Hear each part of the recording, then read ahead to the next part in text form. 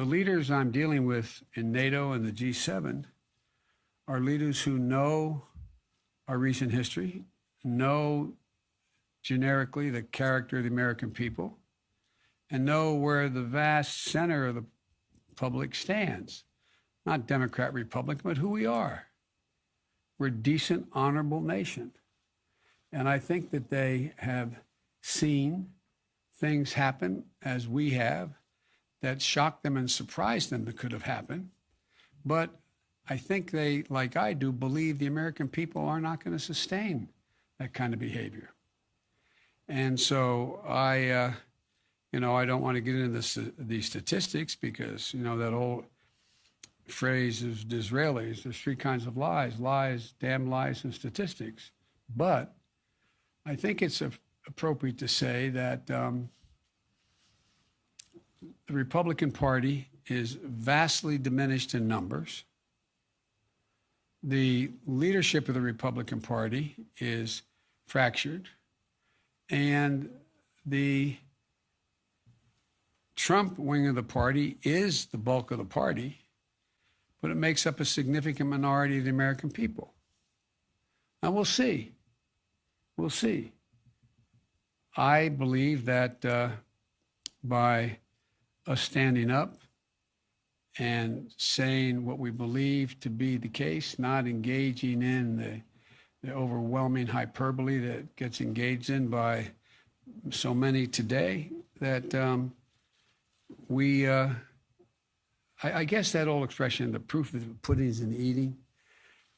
When I said I was going to deal with beating the virus, and I was going to focus on that, and I was going to get millions of shots in people's arms, it wasn't me. I just knew the American people.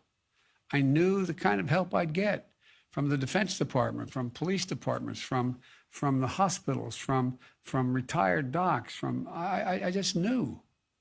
And look how rapidly we moved. Now we have a group of people who were everything from the political rejection of the notion of taking a vaccine to people who are simply afraid of a needle and everything in between. We have a way to go. But I never doubted that we would be able to generate the kind of support we got and get so many millions of people step up and get vaccinated. So I think it is a shock and surprise that what's happened in terms of the consequence of President Trump's phony populism has happened.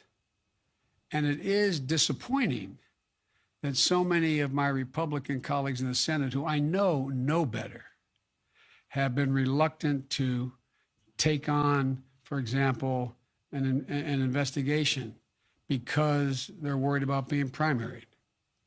But at the end of the day, we've been through periods like this in American history before, where there has been this reluctance to take a chance on your reelection because of the nature of your party's politics at the moment.